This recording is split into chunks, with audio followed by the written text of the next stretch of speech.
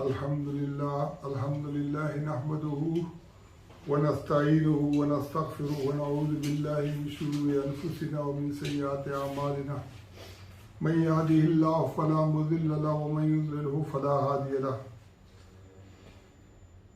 अऊज़ु बिल्लाहि मिनश शैतानिर रजीम बिस्मिल्लाहिर रहमानिर रहीम वल अस्र इन्नल इंसाना लफ़ी खुस्र इल्लल्लज़ीना आमनू व अमिलुस्सालिहात व तवासौ बिल हक़ व तवासौ बिस्सब्र। व क़ाल रसूलुल्लाह सल्लल्लाहु अलैहि वसल्लम बदअल इस्लामु गरीबन फसयऊदु गरीबा फतूबा लिल गुरबा। सदक़ल्लाहु व सदक़ रसूलुहु नबील अज़ीम।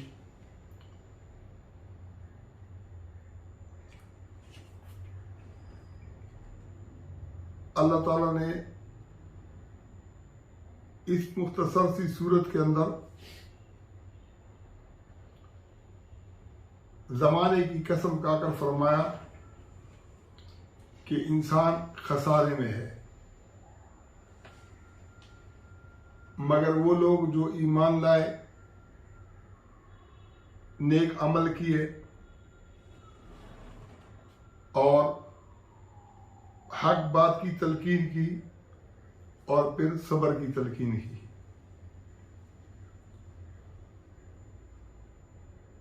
ये जो सूरत है ये बहुत जामे है। इसके अंदर अल्लाह ताला ने जो कसम खाई है वो ज़माने की खाई है। ज़माना मादी, हाल और मुस्तकबिल हर दौर से वाबस्ता है और फिर फरमाया क्या है कि इंसान खसारे में है और इंसान को खसारे से बचने के लिए जिन चीज़ों की अल्लाह ने वजाहत की है उसमें पहली बात ईमान की है, दूसरी बात अमले सालेह की है, तीसरी बात हक बात की तलकीन की है, चौथी बात सब्र की तलकीन की है। रसूलुल्लाह सल्लल्लाहु अलैहि वसल्लम ने अपने दौर के अंदर सहाबा इकराम को क्या सिखाया? यतलू अलैहिम आयातिही, वो अल्लाह की किताब की आयात की तिलावत उनके ऊपर करता था, उनको सुनाता था।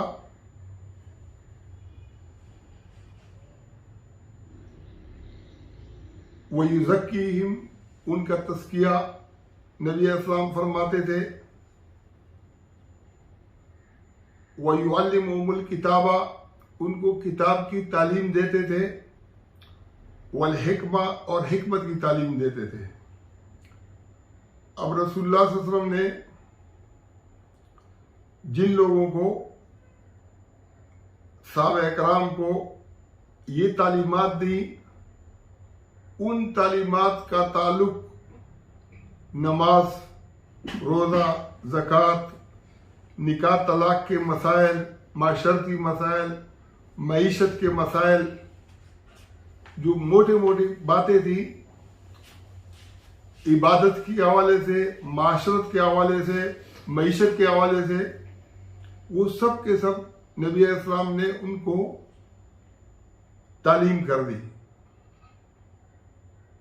जो नबी इस्लाम ने जिन चीज़ों को तालीम फरमाया, जो अल्लाह ने किताब के अंदर नाजिल की थी, नबी इस्लाम ने उनको सिखाया, उस पर इन्होंने अमल किया तो वो अमले सालेह था। फिर दूसरों तक भी वो बात पहुंचाई तो ये हक बात की तलकीन थी। और फिर अगर उस हक बात की तलकीन के मुकाबले के अंदर आजमाइशों का सामना करना पड़ा तो उन्होंने उसके ऊपर सब्र की भी तलकीन की।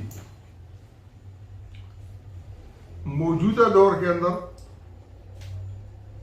अब रसूलुल्लाह सल्लल्लाहु अलैहि वसल्लम ने फरमाया कि बदल इस्लाम गरीबन, इस्लाम जब शुरू हुआ था तो अजनबियत की हालत में शुरू हुआ था। फसयऊदु गरीबा, अनकरीब फिर ये अजनबी बन जाएगा। फतूबा लिल गुरबा, फिर गुरबा के लिए, अजनबियों के लिए नबी अकरम ने खुशखबरी सुनाई। तो सूरह जुमा के अंदर अल्लाह ने फरमाया सहाबा कराम की इन तालीबात के बाद अल्लाह ने फरमाया व आखरीन मिनहुम लम्मा यल्हकू बिहिम, उनमें से वो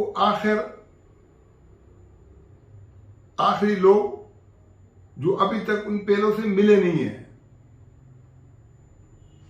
सहाबा को रसूलुल्लाह सल्लल्लाहु अलैहि वसल्लम ने फरमाया था कि ये जो अल्लाह की किताब है, इसमें आपसे पहले जिन लोग जो कौमें गुजरी हैं उनकी खबरें भी हैं और आपकी खबरें भी हैं, और आपके बाद में आने वाले जो लोग हैं उनकी खबरें भी हैं। तो चूंकि आखिरीन मिनहुम का ताल्लुक आने वाले दौर से था, तो साहबा ने पूछा कि ये लोग कौन होंगे। तो नबी अस्सलाम ने हज़रत सलमान फारसी के कंधे पर हाथ रखा और फरमाया कि इसकी कौम में से एक शख्स या चंद अफराद अगर दीन सुरैया पर चला जाए तो भी इसको वापस वो ले आएंगे। बाद अल्फाज ये हैं कि अगर इल्म सुरैया पर चला जाए तो वो सुरैया से भी उसको वापस ले आएंगे। बाद में अल्फाज ये कि अगर ईमान सुरैया पर चला जाए तो भी उसको वापस ले आएंगे। यानी दीन, इल्म और ईमान, ये अल्फाज के अंदर फर्क है, लेकिन तीनों चीजें एक ही हैं। वही इल्म भी है, वही ईमान भी है और वही दीन भी है। यानी दीन, ईमान और इल्म ये एक दूसरे से मुख्तलिफ चीजें नहीं है।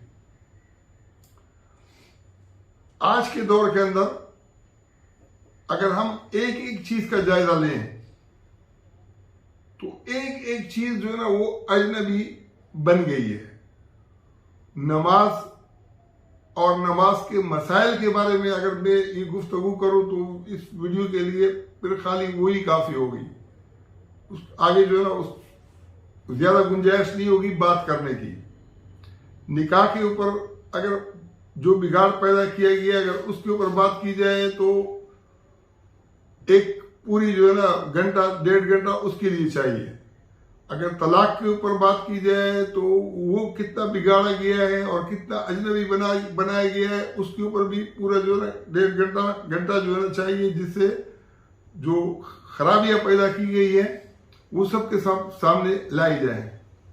इस तरीके से जो माशी सिस्टम है जो उसके ऊपर जो अजनबियत के मामलात बनाए गए हैं उसके ऊपर भी काफी टाइम चाहिए। मुख्तलिफ मामलात के ऊपर मैं चूंकि पहले भी बात कर चुका हूं, अभी मैं ये चाह रहा हूं कि मौजूदा दौर के अंदर इस सूरह असर का क्या तकादा है।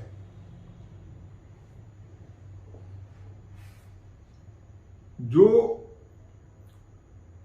अल्लाह ने सूरह रहमान के अंदर फरमाया कि बिस्मिल्लाहिर्रहमानिर्रहीम अर्रहमान अल्लमल कुरान खलकल इंसान अल्लमहुल बयान।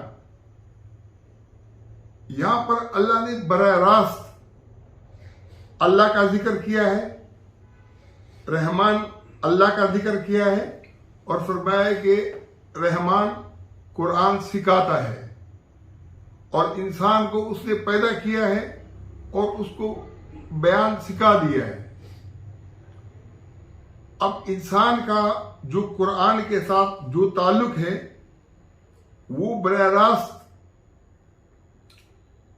फितरत का और रहमान का जो ताल्लुक है ये सूरह रहमान के अंदर बयान किया है और एक ऐसे उरूज के दौर का जिक्र किया है जिसके अंदर जिन और इंस वो बहुत उरूज को पहुंचेंगे, बहुत तरक्की याफ्ता हो जाएंगे। उन तरक्की याफ्ता अदवार के अंदर क्या होगा कि ये जो बिजली वगैरह का इस्तेमाल है और फ्यूल का इस्तेमाल है, इससे माहौलियाती आलूदगी भी पैदा होगी। और उसके अंदर जो आलम इंसानियत का आपस में एक दूसरे के साथ ताल्लुक है बिन अक़वामी तौर पर, वो मामलात भी उसके अंदर दखील होंगे। यानी घर के मामले से लेकर आलम इंसानियत तक सब के सब सूरह रहमान के अंदर अल्लाह ताला ने उसका नक्शा पेश किया है। और क्या फरमाया है कि अल्लाह ने आसमान को ऊंचा कर दिया, रफा समा व वज़ा अल मीज़ान, और मीज़ान को अल्लाह ने कायम कर दिया। अब मीज़ान क्या है? ये जो साइंसी उलूम है उनके अंदर ये बात है कि ये जो कायनात का जो सिस्टम है, अगर ये थोड़ा सा भी इसका तवाज़ुन जो है ना खराब हो जाए तो बहुत बड़ी खराबी होगी। ये समझो कि उस वक्त फिर क़यामत बर्पा हो जाएगी। तो शम्स और कमर ये अपने हिसाब से चल रहे हैं, और फिर अल्लाह ने बार बार इंसानों और जिन्नातों को एक एक नेमत बताई है और जतलाया है कि तुम अल्लाह की किस किस नेमत को जुटलाओगे। तो उसके अंदर जो मेन चीजें हैं वो मीज़ान का जिक्र है। अला ततगौ फिल मीज़ान, अल्लाह कहता है कि तुम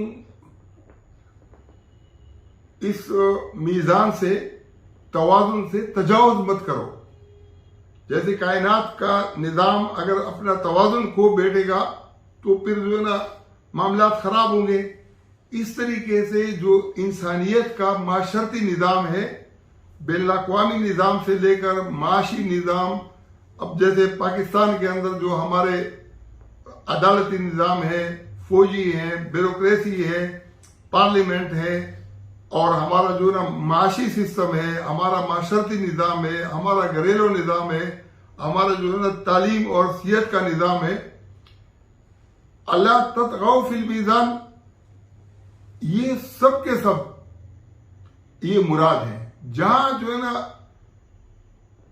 उस हुदूद से जो जो जो रियासत ने मुकर्रर किए हैं, जो हमने बनाए हैं, अगर वहां पर जो है ना कोई हद से तजावुज करेगा तो उससे अल्लाह ने मना किया है। उससे आलूदगी, उससे सियासी खराबियां पैदा होंगी, उससे लोग फौजियों से बदजन होंगे, उससे लोग अदालत से बदजन होंगे, उससे लोग जो है ना औरत और मर्द के जो आपस के हुकूक हैं उसमें जो है ना बदजन होंगे, कबाइल आपस में बदजन होंगे। यानी छोटे से लेकर बड़े तक उस सारे सिस्टम को अल्लाह ताला ने कहा है कि उस तवाज़ुन को मत बिगाड़ो। अगर पड़ोसी ममालिक हैं, बैनुल अक़वामी ममालिक हैं, वो दुनिया का जितना भी सिस्टम है, ये उसके अंदर इंसान को मुखातिब करके कहा गया है कि इसके अंदर आप बिगाड़ पैदा मत करो। वो अकीमुल वज़न, वजन को जो है ना अपनी जगह पे रखो। अरबी के अंदर एक वो इस्तेमाल होता है हिफ्ज़ मरातिब। हिफ्ज़ मरातिब उर्दू का भी मतलब उसमें इस्तेमाल होता है कि जैसे बाप को बाप की जगह पर रखना, माँ को माँ की जगह पर रखना, बड़े छोटे का तमीज, उस्ताद का, और ये जो है ना जो जिसका जो मकाम है उसके मकाम के मुताबिक, उसके मर्तबे के मुताबिक, उसकी हैसियत के मुताबिक ये मामलात जो है ना वो कायम करना, इसको क्या कहते हैं कि अकीमुल वाजना। वजन को जो मीज़ान का वजन है वो अपनी अपनी जगह पर रखो। वला तुख्सिरुल मीज़ान, मीज़ान के अंदर खसारा मत करो। जो अल्लाह ने कहा ना कि इन्नल इंसान लफी खुस्र, इंसान खसारे के अंदर है। तो खसारे के अंदर जो तवाज़ुन का मामला है, जो माशरती है, सियासी है, फौजी है, रियासती है, अखलाकी है, मजहबी है, माशरती है, तालीमी है, सियत, उस सारे चीज़ों के अंदर पड़ोसी के, बैनुल अक़वामी, ये सब चीज़ें इसके अंदर जो है शामिल है। तो और अगर इसके अंदर जो है ना कमी बेशी होगी तो उसके अंदर जो है खसारा आएगा। और चूंकि हमने कुरान को उस हैसियत से नहीं समझा है कि जो इंसान और अल्लाह का क्या ताल्लुक है। इंसान जो है ना ये इस तक महदूद नहीं है कि ये मुसलमान है या हिंदू है या जो है ना यहूदी है या ईसाई है या अमेरिका का है या पाकिस्तान का है या अफगानिस्तान का है। पूरी दुनिया की जो आलम इंसानियत है उसके लिए ये कुरान है और पूरी दुनिया के लिए ये तवाज़ुन कायम करने का जो सिस्टम है। अब अगर एक मुसलमान ये सोचेगा कि मैंने खुदकुश के जरिए से इस सिस्टम को अपनी जगह पर लाना है तो क्या आएगा। लेकिन जब हम अफगानिस्तान के लिए पूरा जो है ना हमारे रियासती निज़ाम, हमारे उलमा, हमारे सियासतदान वो इस चीज को वहां पर जो है ना जायज समझेंगे तो वो फिर यही ज़हन के अंदर रखेंगे कि जो चीज हमारे वतन के ऊपर, हमारे मुल्क के ऊपर, हमारे कौम के ऊपर, हमारे सिस्टम पर जो हमारे लिए जायज है, अगर तुम्हारा हमसे ज्यादा बदतर होगा तो फिर तुम्हारे लिए भी जायज है। ये जो है ना हमने माहौल से निकलकर दलदल के अंदर तो हम फंसे हुए हैं। अब इस दलदल से निकलकर हमने बाहर से इस सिस्टम को देखकर उसको सेट करना है कि ये जो ना ये जो तवाज़ुन है ये जो ना इसको खसारे से कैसे बचाना है, इस वजन को कैसे कायम करना है। सूबे और जो है ना उसके जो ताल्लुकात हैं मरकज के उसको कैसे कायम करना है। फौज और जो है सियासत के जो ताल्लुकात है इसको कैसे तवाज़ुन के ऊपर रखना है। अपोजिशन और हुकूमत के जो ताल्लुकात हैं उसको कैसे जो ना खसारे से बचाना है, उसको कैसे यानी तजावुज से बचाना है कि एक दूसरे के ऊपर हम तजावुज न करें। तो ये जो सूरह रहमान है इसकी वो तो बड़ी लंबी है, लेकिन मैं आज जो मोटा खुलासा है वो सामने रखूंगा ताकि हम दुनिया को एक ये पैगाम दे सकें कि जो इस्लाम है ये इंसानियत का मजहब है। ये सिर्फ ये ऐसा मजहब नहीं है, ये ऐसा दीन नहीं है कि जो खाली मुसलमानों तक महदूद हो। ये मुसलमानों को जो है ना वो गुर सिखाता है, वो अदल और वो इंसाफ के तकाजे सिखाता है कि अगर उस तकाजे के ऊपर जो है ना उसको दुनिया की कोई कुव्वत भी देख लेंगे तो उसको नफा बख्श समझकर कबूल कर लेंगे। तो आज मुसलमान उन हुदूद और कुयूद से बिल्कुल भी आशना और आगाह नहीं है। फिर अल्लाह ताला आम चीजों का जिक्र करता है, अनाज का जिक्र करता है कि अब अनाज को आप देखें, हमारा मुल्क जो है ना जरी मुल्क है। एक गंदम को अगर आप बोलो तो उस गंदम के बदले में अगर एक दाने के बदले में 2 दाने मिलते हैं तो इसका मतलब है कि 100% मुनाफा है। अगर 10 दाने निकलते हैं तो 1000% है। अगर जो है ना 50 दाने निकलते हैं तो इसका मतलब ये है कि 5000। अगर 65-70 वो निकलते हैं तो ये 6500-7000% मुनाफा है। तो हम क्या करते हैं कि यहां पर जो है ना इतने बड़े पैमाने पर हम अनाज उगा सकते हैं कि हम इसको पूरी दुनिया के अंदर सप्लाई करके अफगानिस्तान के बॉर्डर के ऊपर हर वक्त गंदम की जरूरत होती है। आप उसको जितना भी गंदम दो वो आगे भी उसको वो ले जाएंगे। लेकिन चूंकि हमारी अपनी गंदम पूरी नहीं होती, हम ऑस्ट्रेलिया से, अमेरिका से गंदम भी मंगवा रहे होते हैं। अगर इसको हम जो रसूलुल्लाह सल्लल्लाहु अलैहि वसल्लम ने जब मुदारत का सिस्टम चल रहा था, जब सूद की आयत नाज़िल हुई तो रसूलुल्लाह सल्लल्लाहु अलैहि वसल्लम ने सहाबा को कहा कि भाई लोगों को मुफ्त में जमीन दो, अगर मुफ्त में नहीं दे सकते हो तो अपने पास रखो, किराए पर और मुदारत के ऊपर देना ये सूद है। इस पर चारों इमाम भी मुतफिक थे।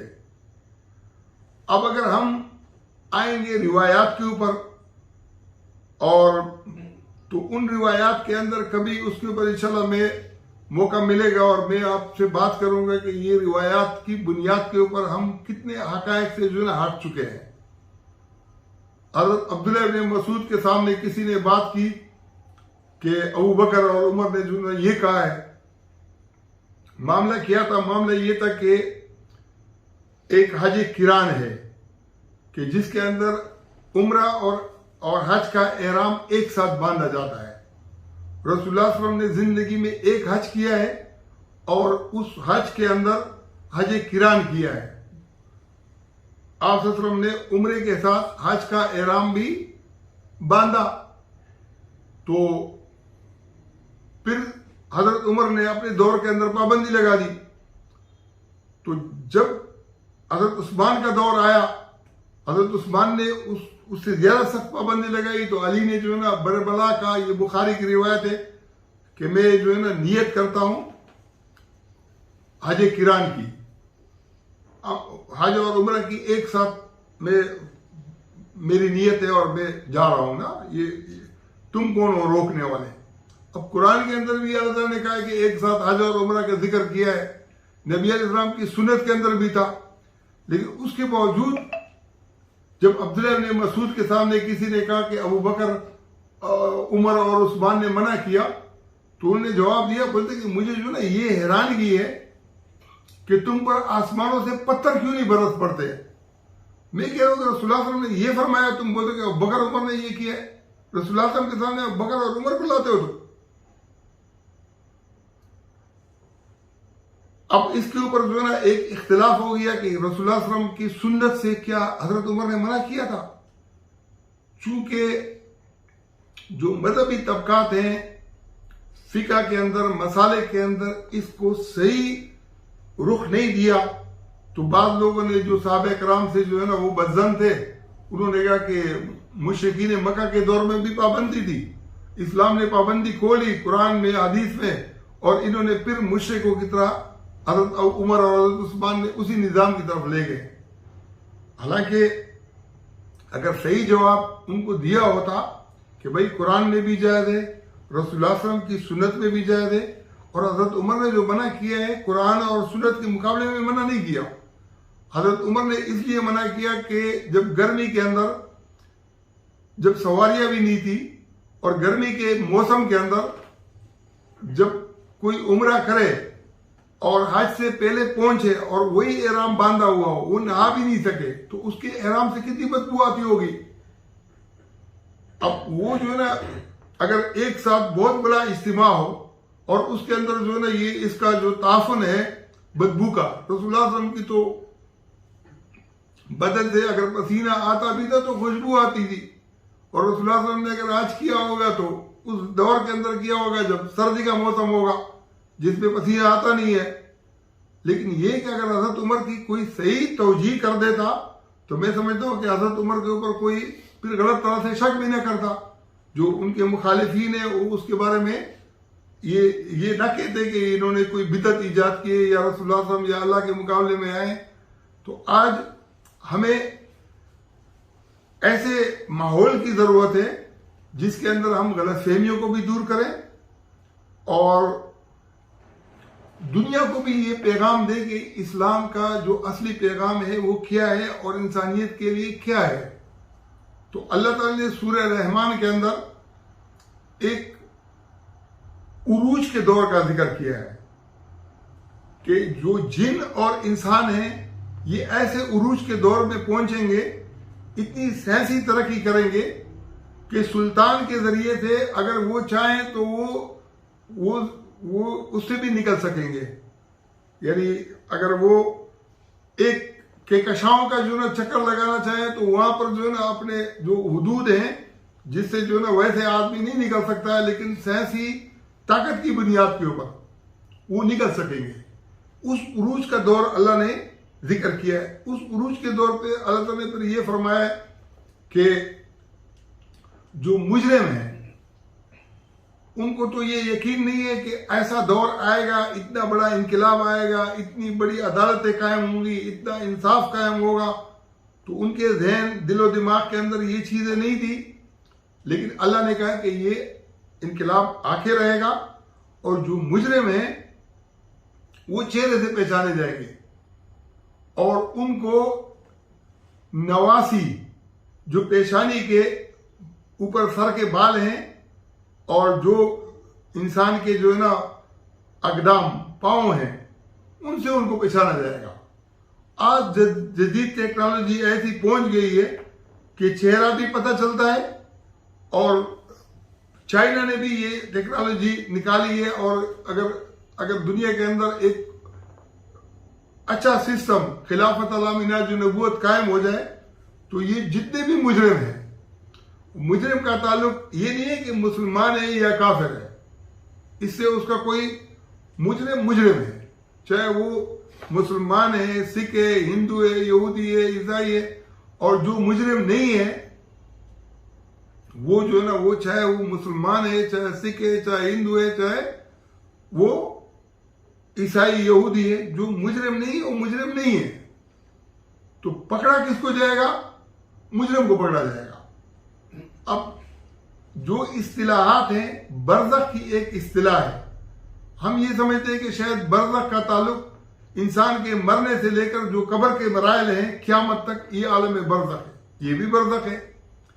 लेकिन अल्लाह ने जो है मीठे और कड़वे पानी के दरमियान जो आड़ है उसको भी बरज़ख करार दिया है। इस तरीके से जो जहन्नम है, जहन्नम का जो है ना इतलाक जिस तरीके से क़यामत के बाद जन्नत और जहन्नम का तस्वर है, इस तरीके से दुनिया के अंदर भी जन्नत का तस्वर भी है और दुनिया के अंदर जहन्नम का तस्वर भी है। ये जो कुरान है इसने एक टाइम के अंदर बहुत उरूज को जो ना पहुंचना है। इसका एक एक हुक्म, इसका एक एक अमल, ये पूरी दुनिया के अंदर चाहे कोई उसके ऊपर ईमान लाए या न लाए, लेकिन फितरी तौर पर लोगों ने उसको कबूल करना है। और उसकी कबूलियत, जैसे साइंस के बारे में 1000 से ज्यादा आयात है, आज वो साइंसदान बहुत सारे इस बुनियाद के ऊपर मुसलमान हो रहे हैं कि 1400 साल पहले अल्लाह ताला ने जो ना ये खबर दी है, मेडिकल की दुनिया में, साइंस की दुनिया में, कहकशाओं की दुनिया में जो जो खबरें जो ना कुरान के अंदर मौजूद है, उससे लोगों के जो साइंसदान है वो उनको मान रहे हैं, चाहे वो ईमान उसके ऊपर रखें या न रखें। लेकिन जब वो मान रहे हैं तो बस यही ईमान है। यानी किसी चीज का मानना जो है ना, किसी चीज को मुस्तरद करना कुफर है और किसी चीज को मानना जो है ना ये ईमान है। तो इसके ऊपर ये ईमान लाएंगे। इंसानियत जो इंसानी फितरत के एतबार से उनका बिल्कुल इसके ऊपर ईमान आ जाएगा। फिर अल्लाह ने फरमाया कि जो अल्लाह से डरते हैं उनके लिए दो जन्नत होंगे। अब मसला ये है कि जो दीनी उलूम लोग जानते हैं उनके ज़हन के अंदर ये है कि जन्नत इंसान के लिए एक ही जन्नत होगी, चाहे बड़ी हो या छोटी हो, कि जन्नत तो एक होगी। लेकिन ये दो जन्नत कहां से आएंगे? तो दो जन्नत का तस्वर ये आखिरत के लिए नहीं है, ये दो जन्नत का तस्वर दुनिया के लिए है। और ये जो दो जन्नत हैं, ज़वाता अफनान। अब फन जो है ना, जो मौजूदा दौर के अंदर जो बागात हैं, अल्लाह ताला ने कुरान के अंदर जगह जगह बागात को जन्नत कहा है। तो मौजूदा दौर के अंदर जो बागात की जो तरक्की हुई है, जो उसमें फनकारी हुई है, जो उसके अंदर जो है ना किस्म किस्म के उसमें कमालात हैं दरख्तों के अंदर, उसके अंदर उसका तो तकरीबन अगर नेट के ऊपर कोई देख ले तो ये जन्नतान का जो है ना कि इसके अंदर ज़वाता अफनान, ये दोनों जो है ना अफनान होंगे। अच्छा, इन्होंने जो है ना तर्जमे किया कि जन्नत होंगे शाखों वाले। भाई बाग या दरख्त बगैर शाखे का कोई होता है? लेकिन चूंकि ये जो मौजूदा तरक्की याफ्ता दौर था ये इन्होंने देखा नहीं था। अब अल्लाह ताला ने कुरान के अंदर कहा है कि समंदरों के अंदर ऐसे जहाज होंगे जैसे पहाड़। अब पहाड़ों जैसे जहाज का तस्वर साहब कराम के दौर में था,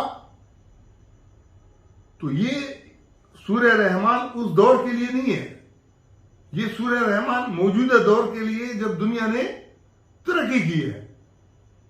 और इस तरह की याफ्ता दौर के अंदर जो दो बागात का जिक्र है, उसके अंदर जो है ना चश्मों का जिक्र है, और ये बहुत आला दर्जे के बागात होंगे।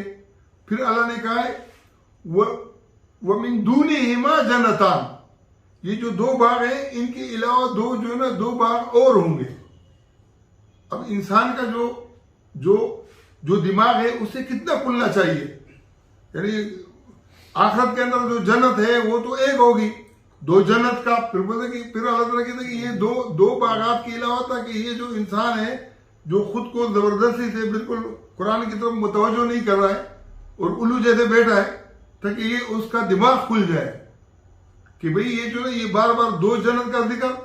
तो फिर कहा कि वो मिन दूनिहिमा जन्नतान, उसके अलावा दो जन्नत और भी होंगे। अब ये जो है ना ये तस्वर, ये ऐसा तो हो सकता है कि हिंदुस्तान और पाकिस्तान यहां पर खिलाफत का सिस्टम कायम हो जाए और दो बाग हम पाकिस्तान में बना लें और दो बाग जो है ना हम इंडिया में बना लें। अलग अलग जो है ना दो बाग यहां होंगे, दो बाग वहां होंगे। जो हिंदू जिस तरीके से उससे हटे हुए ना, जो उनके वेद हैं, जो उनके जो है ना जो उनके सहायफ हैं, जो नूह अलैहिस्सलाम के वक्त के सहायफ थे, उसमें तौहीद भी है, उसमें बहुत सारी चीजें हैं, नबी इस्लाम का जिक्र भी है और पूरे जो है इस्लाम के बारे में उसका तारुफ मौजूद है, पैगंबरों का जिक्र भी है। लेकिन जिस तरीके से वेदों से हिंदू जो है ना हटे हुए, इस तरीके से कुरान से मुसलमान हटे हुए हैं। जब जो है ना कुरान के हकायत की तरफ मुसलमान आएंगे, हिंदू वेदों के साथ खुद ही खड़े हो जाएंगे। फिर ये हिंदू और मुसलमान ये मिलके ये ऐसा खिलाफत का जो है ना सिस्टम बनाएंगे कि पूरी दुनिया के लिए ये क्या होगा, ये एक नमूना होगा, इंसानियत का जो है ना नमूना होगा। आज यहां पर भी जो कुव्वत मुसल्लत है, चाहे मुसलमानों के अंदर वो लोग हैं जो मस्जिदों के अंदर खुदकुश तक करते हैं और इसको इस्लाम समझते हैं, वहां पर जो है ना हिंदू जो शिदत पसंद है वो जिस अंदाज के अंदर जो है ना वो इंसानियत के साथ ज्यादती करते हैं, वो भी इंसानियत से निकलेंगे, ये भी इंसानियत से निकलेंगे। और दोनों को इंसानियत की जगह पर जब खड़ा करेंगे तो यकीन जानो कि लोग शर्मिंदा होंगे हमारी इंसानियत से, हमारे इस्लाम से, हमारे जो है ना मजहब से, हमारे ईमान से, हमारे हक बात की तलकीन से, यहाँ के अदिलाना सिस्टम से, अदिलाना निज़ाम से, मुजरिमों को कैफर किरदार तक पहुंचाने से, ये सारी चीजें जो है लोगों के लिए एक नमूना बनेगी। अब दूसरी जगह पर अल्लाह ताला कहता है कि वो मिन दूनिहिमा जन्नतान, दो जन्नत और भी होंगे। उसके अंदर क्या फिया फाकिहतुन, उसमें क्या होगा, मेवे होंगे। अच्छा, पहले वाले में मेवे, इसके अंदर भी मेवे। वह नखलु व रोमान, इसके अंदर खजूरें भी होंगी और उसके अंदर क्या होगा, अनार भी होंगे। पहले वाले में भी होंगे और इसके अंदर भी। वहां वह नखलु जातिल अकमा, वो तो पहले जिक्र किया है, फिर जन्नतान का जिक्र किया, फिर ये दूसरे जन्नतान का जिक्र किया। अब इस जन्नतान के अंदर अल्लाह ताला ने कुरान के अंदर फरमाया इन्नहु ज़न्न अल्लन यहूर, ये जो इस्लाम को नहीं मानते थे इनका यकीन किया था, ये कहते थे कि अइज़ा कुन्ना इज़ामन नखिरा, जब हम वो सीधा हड्डियां हो जाएंगे फिर हम दोबारा इस तरीके से फिर हम पैदा होंगे। तो इन्नहु ज़न्ना अल्लन यहूर। हूर का क्या माना है कि दोबारा जिद्दत के साथ हम पैदा नहीं होंगे। जब बोसीदा हड्डियां हो जाएंगी तो बस ये एक ही जिंदगी है और ये खत्म हो जाएगी तो दोबारा हम नहीं आएंगे। तो हूर का माना क्या है? दोबारा जिद्दत के साथ पैदा होना। जब दोबारा जिद्दत के साथ जो है ना इंसान पैदा होगा तो उसको क्या कहेंगे? हूर कहेंगे। और हर वो चीज जो जिद्दत के साथ पैदा हो ना, जैसे एक शेर क्या है? जंगली शेर है और एक शेर फार्मी है। तो जो फार्मी शेर है ये हूर है, जो फार्मी गाय है ये हूर है, जो फार्मी मुर्गियां है ये हूर है। इन हूरों का जिक्र जिद्दत के साथ अल्लाह ताला ने कुरान के अंदर किया है। लेकिन चूंकि हमारा जो दिमाग है वो जो कदीम तराजिम और तफासिर है जहां जो है ना वो चीजें बन ही नहीं सकती थी। अभी एक अरबी ने उसका तर्जमा किया कि फीहा फाकिहतुन व नखलो व रुमान, फिर क्या कहा? फीहिन्ना खैरातुन हिसान। अब ये फलों की तारीफ हो रही है कि ये जो फल हैं ये बहुत खुशनुमा, बहुत जायके वाले और बहुत मजेदार होंगे, बहुत लजीज होंगे। तारीफ किसकी हो रही है? लेकिन इन्होंने एक होता है खैर। अब खैर किसको बोलते हैं? खैर चीज की सिफत है, चीज की।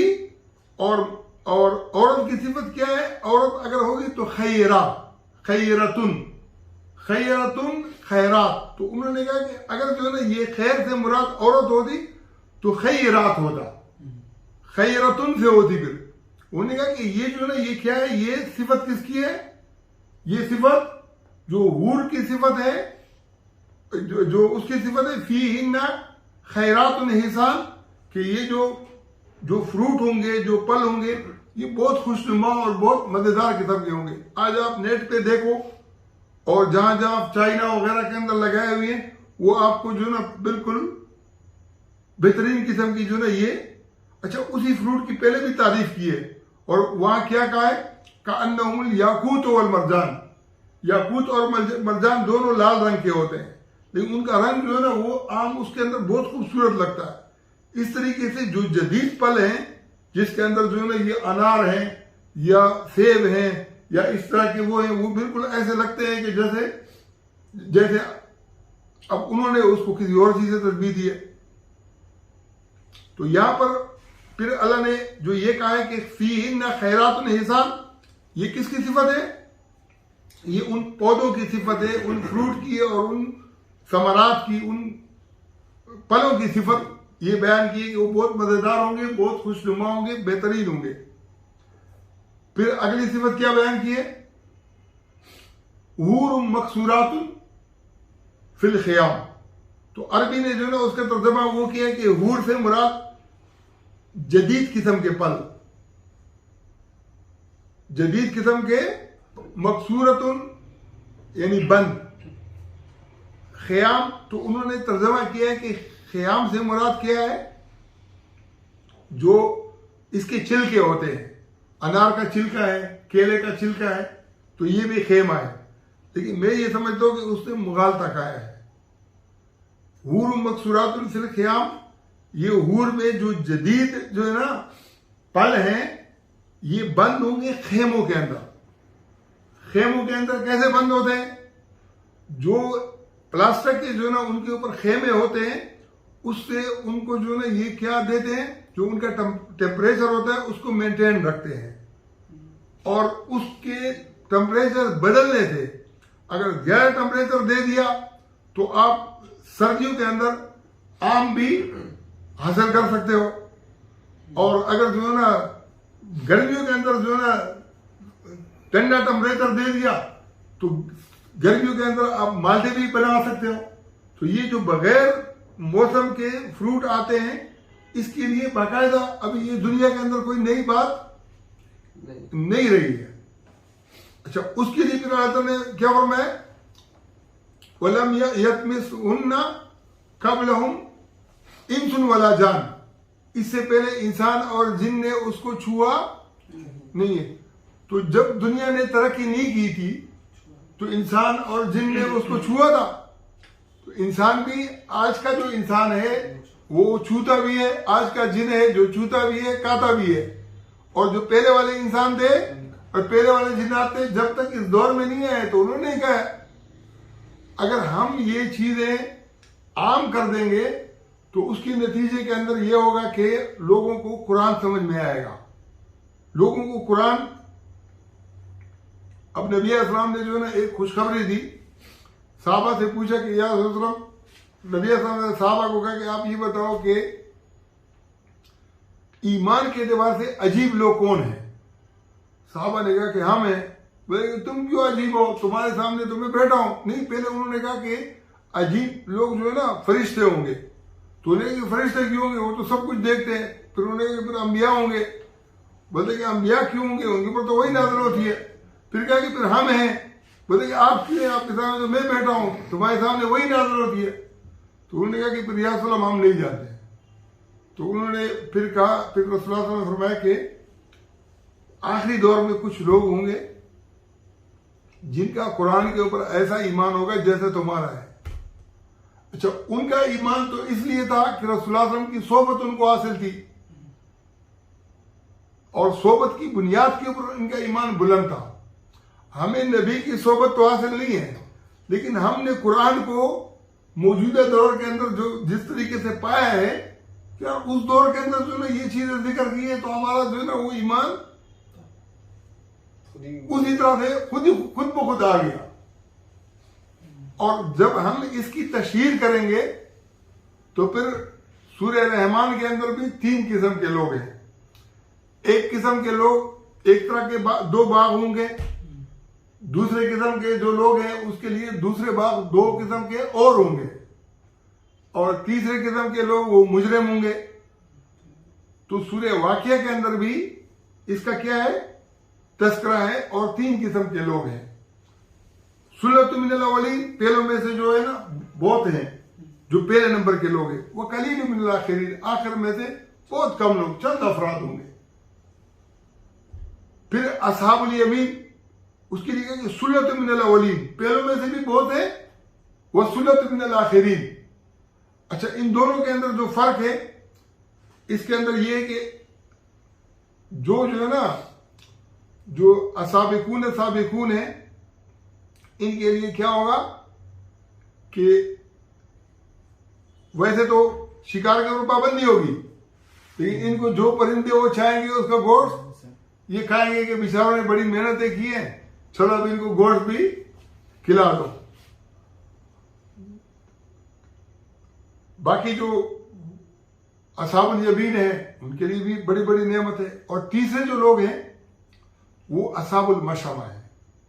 उसकी पहली सिफत क्या बयान की है, फी समूमिन व हमीम। वो क्या होंगे, लू के अंदर होंगे, गर्म हवाओं में होंगे। और एक तो गर्मी की हवाएं होंगी और दूसरी गर्मी होगी। गर्म हवाओं के अंदर, गर्मी के अंदर गर्म हवाएं भी होंगी और गर्मी भी होगी। वह दिल्ली मैं यहूम, और ऐसा साया, ऐसा धुआं जो उनको आलूदा करता होगा, जो उनको गर्मी भी पहुंचाता होगा। ये किस चीज का होता है, मिलों और फैक्ट्रियों का।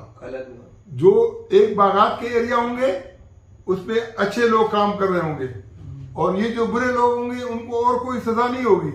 इनको सिर्फ फैक्ट्री और मिलों के अंदर अपने पेट पालने के लिए काम करना पड़ेगा। क्यों करना पड़ेगा, इसलिए कि इन्होंने बड़े बड़े जो करप्शन किए होंगे उसका रास्ता तो बंद होगा। जब रास्ता बंद होगा तो फिर इनको पालने के लिए तो और कोई चीज तो मिलेगी नहीं। तो फिर क्या करेंगे, ये मिलों और फैक्ट्रियों में काम करेंगे।